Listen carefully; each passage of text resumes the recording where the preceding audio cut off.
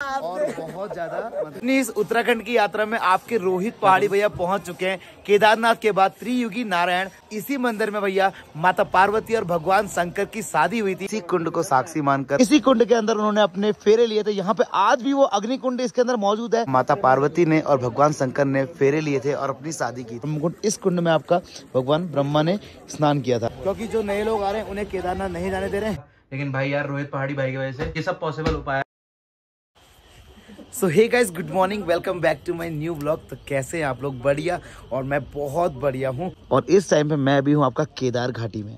तो भैया ये मेरे सामने जो आपको बड़े बड़े पहाड़ दिखाई दे रहे हैं ना, ये हैं भैया केदारनाथ के पहाड़। और सामने वो बर्फ से ढकी हुई चोटियाँ दिखाई दे रही हैं आपको, वो हैं भैया केदारनाथ की पहाड़ियाँ। और भैया जी आपको बताया कि ये चल रही है भैया आपके रोहित पहाड़ी की उत्तराखंड यात्रा। जिस उत्तराखंड यात्रा में मैं आपको उत्तराखंड में जितने भी देवी देवताओं के धाम हैं और जितने भी ऐसे गाँव हैं जिनके बारे में आपने ऐसा सुना नहीं होगा ना, वो सब कुछ दिखाने वाला हूँ। और इस यात्रा में मेरे साथ में कौन कौन लोग हैं, ये देखो भाई। ये अपना पाजी अपने साथ है, अपना वो भाई अपने साथ है, मतलब पूरी गैंग लेके चल रहे हैं इस बार उत्तराखंड में। कहने का मतलब है कि इस बार उत्तराखंड में एक्सप्लोर तो हम करेंगे, साथ में पूरी फन मस्ती और मजा भी होगा। आज मैं हूँ आपको फाटा में, क्योंकि पिछले 4 से 5 दिन से मैं था केदारनाथ की पहाड़ियों पे। और केदारनाथ में जो मौसम था ना भाई, इतना ज्यादा खतरनाक हो गया था, जिसको लेके मैंने आपको अलर्ट भी कर दिया था कि भाई अगर आप आ रहे हो तो मौसम विभाग की जानकारी लेते हुए आना, क्योंकि भारी बारिश के साथ भैया केदारनाथ में पड़ती है बहुत ज्यादा बर्फ, जिससे होगा भैया आपको बहुत ज्यादा खतरा, क्योंकि बर्फ ज्यादा पड़ेगी तो रहने के पुख्ता जो सामान है वो आपको नहीं मिलेंगे, जैसे कि टेंट और खाने को लेके आपको बहुत सारी दिक्कतों का सामना भी करना पड़ेगा।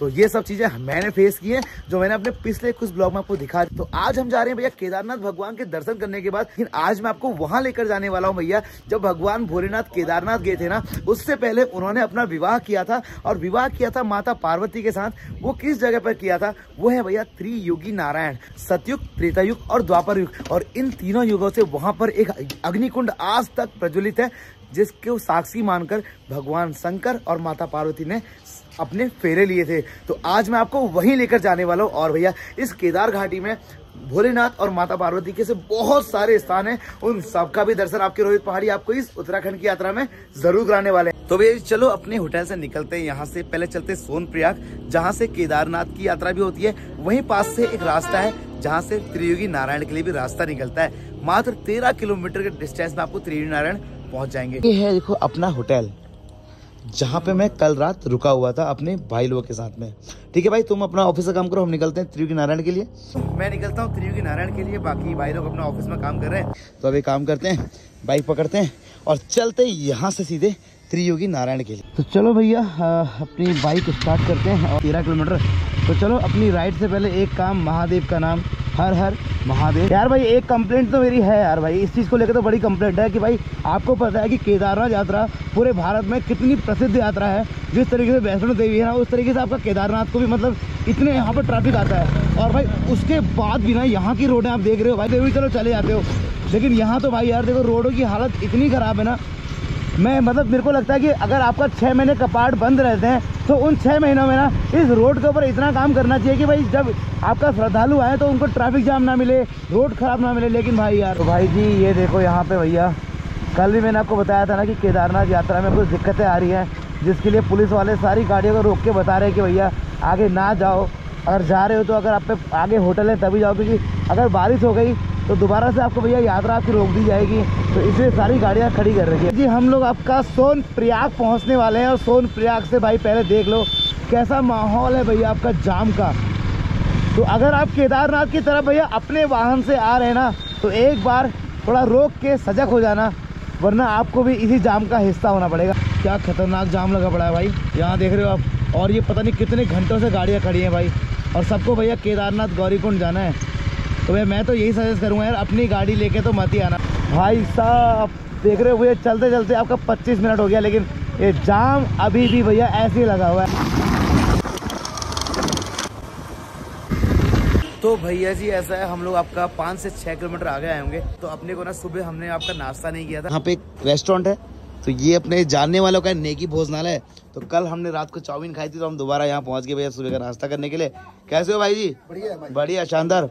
तो यहाँ पे आपको 100 रुपये थाली था, 150-200 रुपये थाली मिल रहा था, लेकिन आप इस थोड़ा सोनपुर प्रयाग से पहले अगर बाजार में रुकोगे ना तो खाना आपको काफी चीप रेट में मिल जाएगा। भाई जी अपनी गैंग पूरी आ चुकी है भैया इस छोटे से कमरे के अंदर, और ये कमरा बहुत छोटा है लेकिन भाई होटल वाला का दिल बहुत बड़ा है। देखो थाली में क्या क्या दे दिया यार, पनीर वनीर सब कुछ दिया लगा के, और इस भुक्कड़ को देखो भाई लग गया, चालू हो गया बस। खाना और टेस्टी है, लेकिन पता है ऐसे जिस एरिया में मैं अभी रह रहा हूँ पिछले 3 साल से सबको ब्लॉग दिखा रहा हूँ कि यार बहुत कुछ महंगा है, बहुत कुछ महंगा है, लेकिन आज सस्ते में पहली बार इतना अच्छा खाना मिला ना, कसम से। पनीर बहुत बेस्ट है, बहुत बेस्ट और ये रोहित भाई के सब्सक्राइबर भाई है, उन्होंने इतना बढ़िया खाना खिला दिया, नहीं तो मुझे नहीं लगता 100 रुपए में पनीर को यहाँ पे खिलाता है। ऑलराइट गाइस, तो हमने खाना खा लिया और पेट वेट भर गया बढ़िया तरीके से। अब चलते हैं भैया फटाफट से यहाँ से त्रियुगी नारायण की तरफ, और ये बाजार है आपका सीतापुर का बाजार जो सोन प्रयाग से पहले पड़ता है। फाइनली हम लोग पहुँच गए त्रियुगी नारायण भाई, और ये मेरे को त्रियुगी नारायण का गाँव, और यहाँ से भाई क्या खूबसूरत नज़ारा है। अब यहाँ पास में की गाड़ी पार्क करते हैं, फिर चलते हैं उस मंदिर में जहाँ पर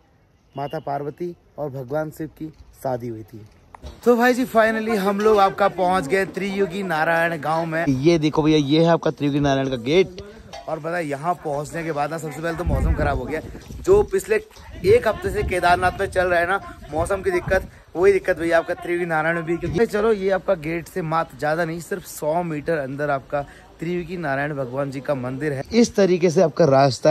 तो भैया जैसे जैसे हम लोग आगे की तरफ निकलते हैं और मात्र 100 मीटर के बाद हमको दर्शन हो जाते हैं भैया आपका त्रियुगी नारायण मंदिर। तो भैया जी अपनी इस उत्तराखंड की यात्रा में आपके रोहित पहाड़ी भैया पहुंच चुके हैं केदारनाथ के बाद त्रियुगी नारायण, और इसी मंदिर में भैया माता पार्वती और भगवान शंकर की शादी हुई थी, और यहाँ पे आज भी वो अग्निकुंड प्रज्वलित है जो तीनों युगों से जला हुआ रहा है, जिसे साक्षी मानकर माता पार्वती और भगवान शंकर ने फेरे लिए थे। केदारनाथ से मात्र 13 किलोमीटर की दूरी पे ये स्थान मौजूद था, तो भैया हमको लगा कि यार पास में है तो भैया दर्शन करने तो बनते हैं। और भैया यहाँ पे जो आपका मंदिर है, मंदिर के पीछे जो आपको पूरा गांव दिखाई दे रहा है ना, ये आपका त्रियुगी नारायण गांव है। मंदिर के चारों ओर ये गांव बसा हुआ है। तो चलते हैं मंदिर के अंदर और मंदिर के दर्शन करते। और जैसा कि आपको पता ही है आपका माता पार्वती हिमालय पुत्री थी, मतलब हिम्मत पुत्री थी, और हिम्मत की जो राजधानी थी वो थी आपका त्रियुगी नारायण। ये पूरा गांव आपका त्रियुगी नारायण मतलब हिमालय हिम्मत की राजधानी थी। यहाँ पे लिखा गया सतयुग में शिव पार्वती ने इसी स्थान पर विवाह किया था, और ईश्वरीय शादी के लिए विशाल आग चारों कोण पर हवन कुंड में जलाई गई थी, जो आग आज तक सतयुग से जलती आ रही है। जो पूरा त्रियुगी नारायण मंदिर है ये भगवान विष्णु को समर्पित है, जो वो भगवान ने अपना विराट रूप ले लिया।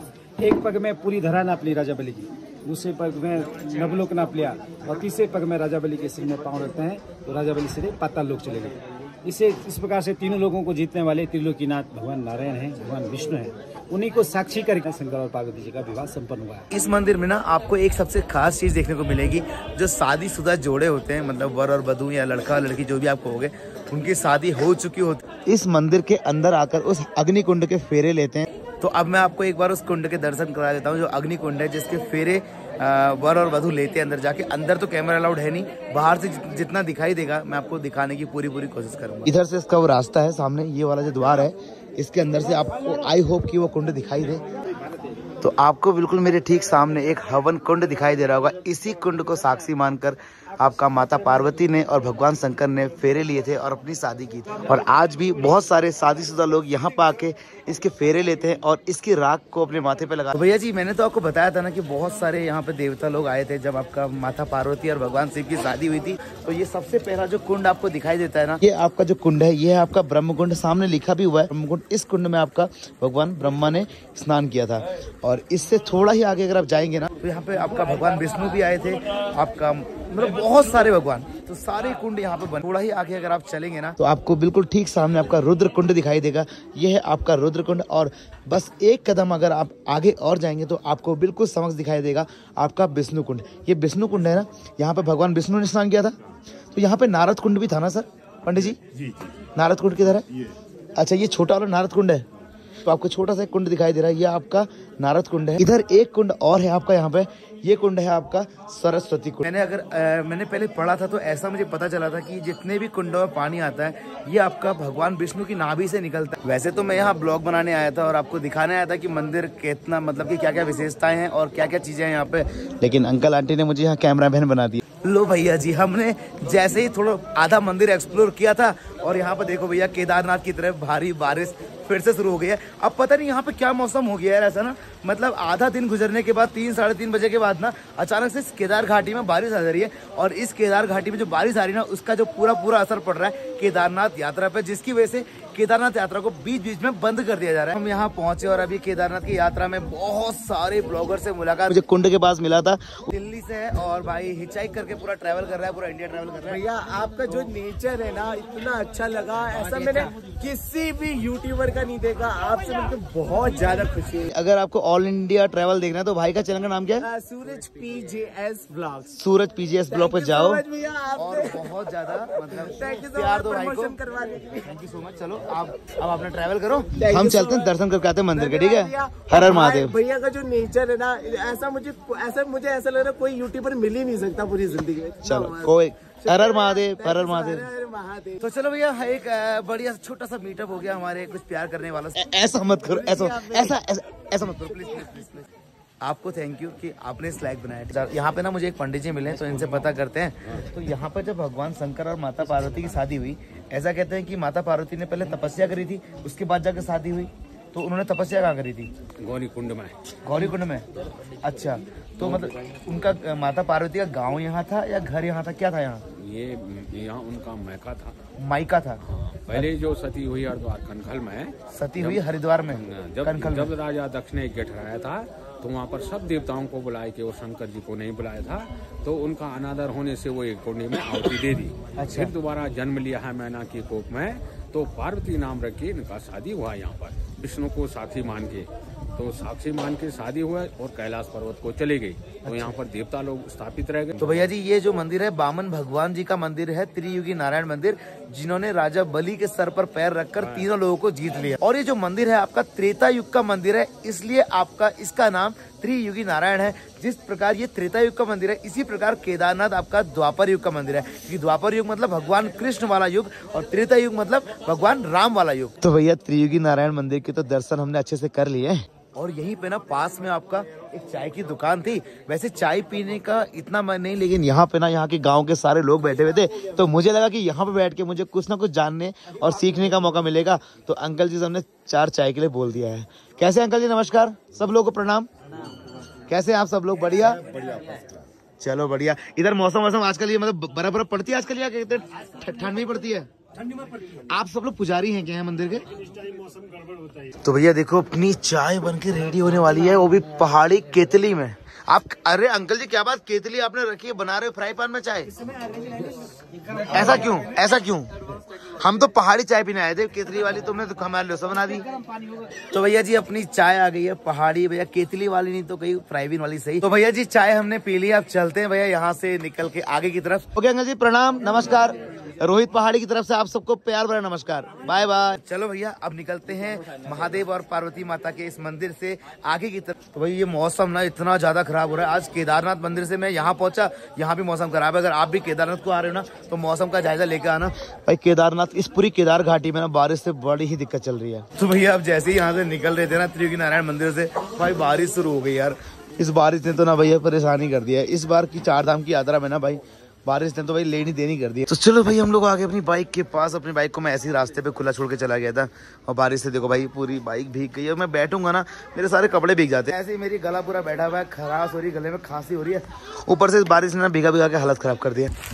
तो भाई जी देखो एक राइडर को ना अपने साथ सारी चीजें रखनी चाहिए, जैसे कि रेनकोट जो मैंने, अब इनको बहुत दिक्कत होने वाली। तो भाई मैं तो अपने साथ रेनकोट लेके आया हूँ, तो मैं निकलता हूँ, ठीक है। भाई सामने देखो उधर केदारनाथ की पहाड़ियाँ देखो, आप पूरी फिर से बर्फ से ढक गई। तो भाई जाम की वजह से ना हम लोग आपका सोमनाथ तो पहुँच गए, और बारिश की वजह से भाई देखो यहाँ पूरा ना जाम वाम लग गया भाई, पूरा रोड ब्लॉक हो चुका है। क्योंकि जो नए लोग आ रहे हैं उन्हें केदारनाथ नहीं जाने दे रहे हैं क्योंकि बारिश हो रही, मौसम ऊपर खराब है।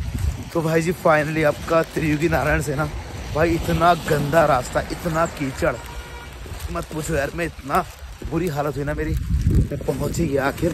भाई इतना बारिश, इतना कीचड़, सच में इतना परेशान हो गया ना मैं, तो यार बुरी हालत हो गई सच में यार। बारिश ने तो ना यार हालत ही खराब कर दी, पूरा भिगा दिया सच में यार, बहुत बुरी हालत हो गई। अब ना खाने के लिए भी क्या मिलेगा क्या नहीं मिलेगा कुछ नहीं पता। तो भाई देखो ऐसा मैं केक लेके ना आपका आ गया हूँ, और केक का ना मैंने कवर आपका निकाल के बाहर फेंक दिया।